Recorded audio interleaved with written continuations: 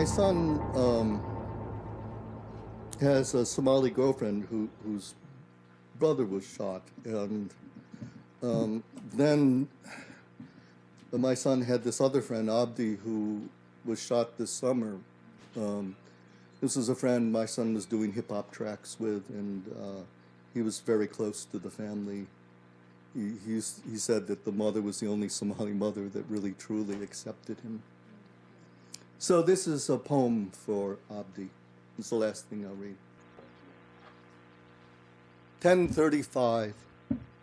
Gnats and mosquitoes blurring streetlights in the parking lot of the Brian Coyle Rec Center.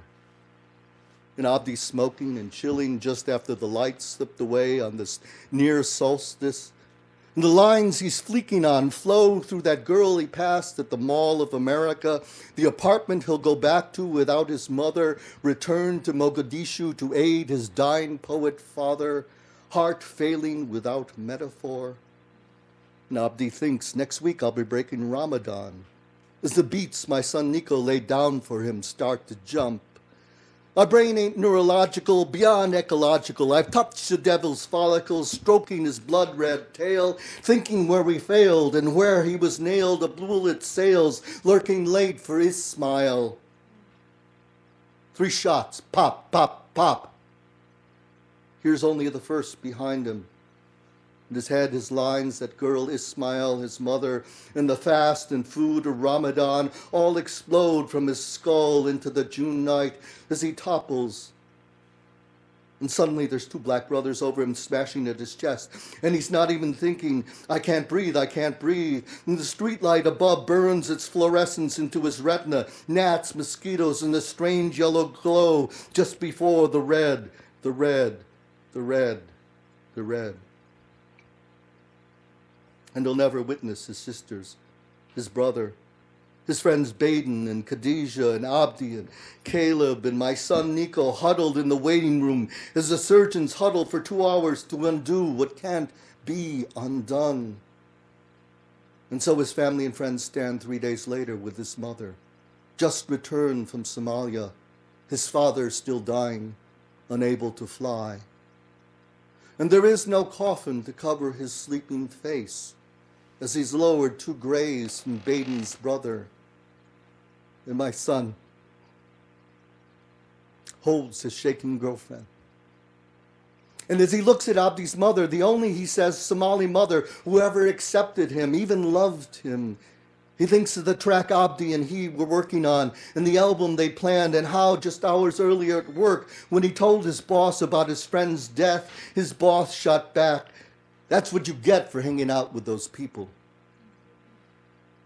And how did they get to be my son's people?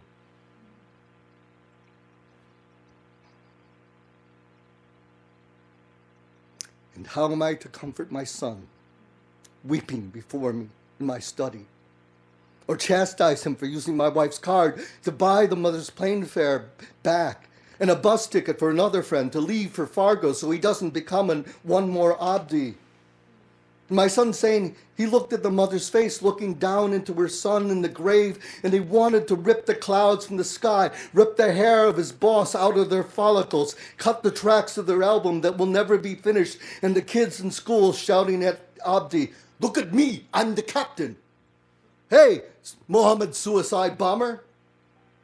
And my son saying, "I can't believe he's dead. I can't take it in."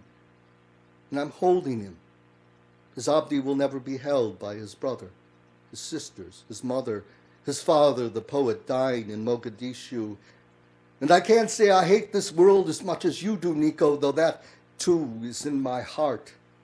And so I say, his life was not his death. Your friendship was not his death. His music was not his death.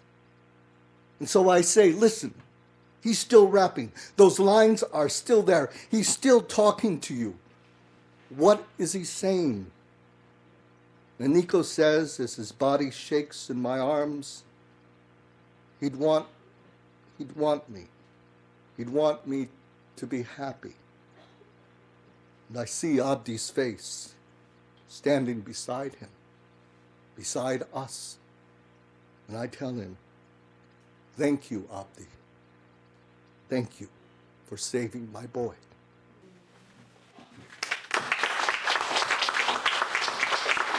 And thank you so much for being here. Thank you. Thank y'all.